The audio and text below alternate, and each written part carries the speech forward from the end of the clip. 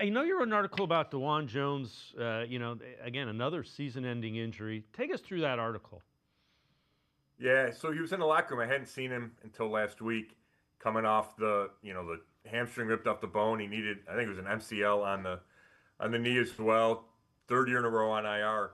And he talked about crying when it happened, and he's trying to keep his spirits up, and he was in a good mood. And he said he's gotten past that, and he can rely on the rehab from the previous year when he had to go through something similar.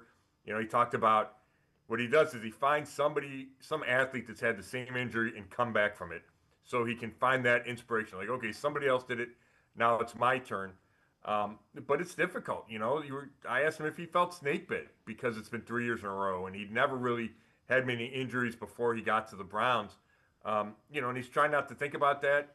It was out of his control. Right, gets rolled into last year and gets a broken leg. This time the guy goes low on him, and he didn't like that part of it.